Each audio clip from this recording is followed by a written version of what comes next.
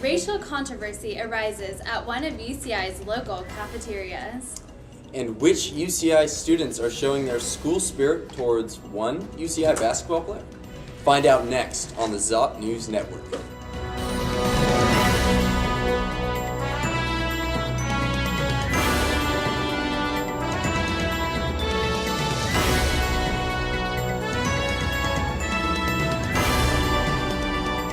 UCI student makes a formal complaint against the Middle-earth housing cafeteria at Pippin.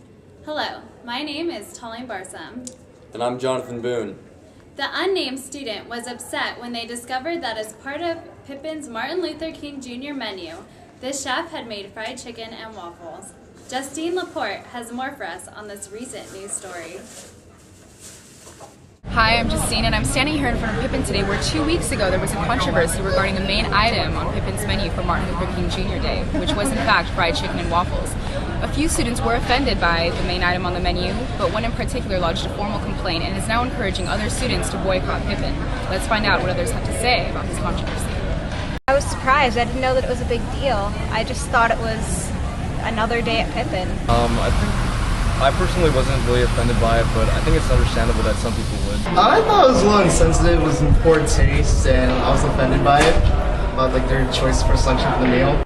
Maybe having it on MLK Day also reduces the political messages and the political intent of this day to talk about racism and to talk about how racial inequality still exists in America.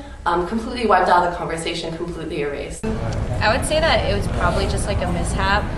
And I mean, if people feel like it was stereotyping like African Americans in general, it's kind of our own perceptions on stereotypes that define the fact that chicken and waffles is like associated with black people. It's interesting how food can represent racialized characterizations and stereotypes. How chicken and waffles on MLK Day made the connection between being black and eating chicken and waffles. As an employee at Pippin, and I was working that day, it was really thrown together last minute. It is just food. A lot of people enjoyed it. I know people came in and they were like, oh my gosh, chicken and waffles, like it's gonna taste really good, and it was really good. From what I've heard, from what I know, this is not a black cultural food. That's a complicated conversation. There's no such thing as black food, especially in America, because, well, for one, our culture was stripped away from us.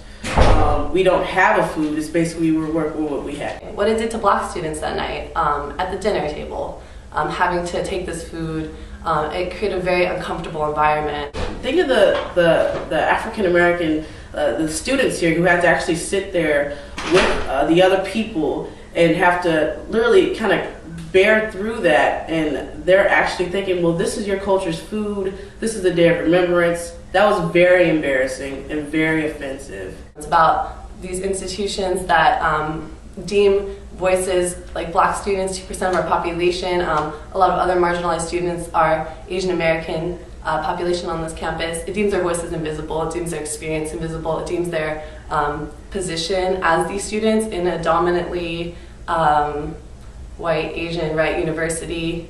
So it deems them invisible, deems their voices invisible. Thanks. Back to you at the studio. Thank you, Justine. In a recent story reported by ABC 7 News, the FBI released their official list of the safest cities in the nation, with populations over 100,000 people. Now, in the report, the city of Irvine was rated the safest city. ABC reported that Irvine has the lowest per capita violent crime rate in the nation.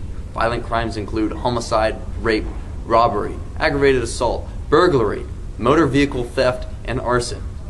It's great to be a UCI student with that kind of news floating around. Most definitely, Jonathan. Let's check in with our weatherman, Pat Breen, and see what temperatures we are expecting in this week's forecast. Pat? Oh, yeah, the weather. Thanks, Tweeen. So, hey, how about that Super Bowl, you guys, right? Man, that was a pretty massive load of fail. There was the whichever team lost, I didn't really pay attention. The halftime show, no one was really good. Really, any of the performances, except I would assume from the team that won, still not really sure. But now for your 10-day forecast. So Up through Sunday, we're going to be in the 70s, getting up to 77 on Saturday possibly. Sunday down to 72.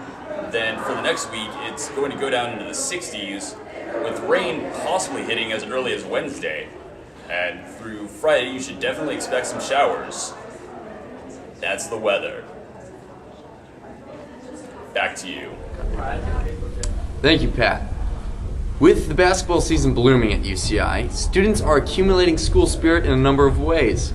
For one basketball player, an entourage of students attend the games and call themselves the Afrothunder. Yvette gives us the inside scoop on that. During UCI's homecoming basketball game, many spectators noticed a group of students wearing afros. This group was called the Afrothunder Storm. Well, I have the pleasure to interview Colin Hamill, who will tell us a little bit more about this big storm. So, Colin? Hello. Hey, so how did it start? It started with the RA of Even Star in Middle Earth. His name's Jared Heron. You guys should look him up. He's a really cool guy. He sends me a text one day and it says, "Hey, you know the guy on the basketball team with the afro?" And I said, "Yeah, Mike Wilder." And he goes, "Yeah."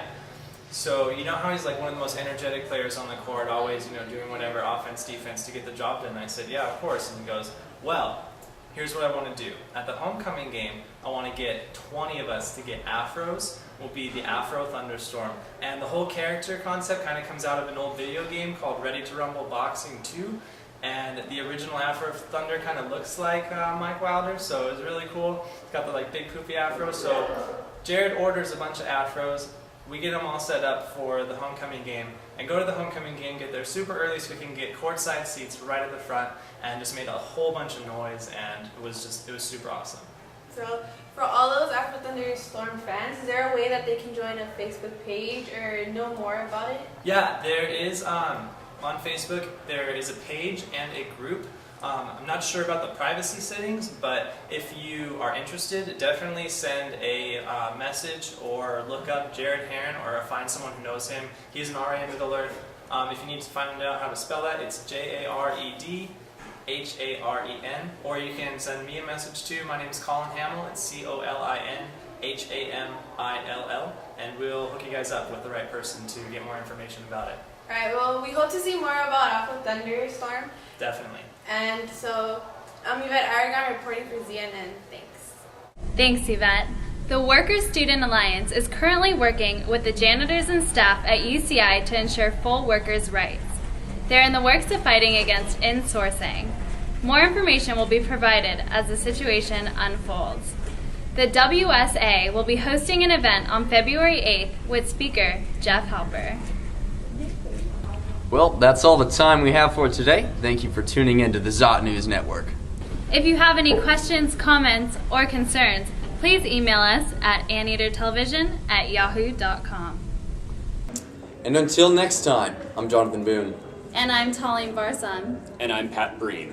Have a great day and see you in 2 weeks. We'll see you around.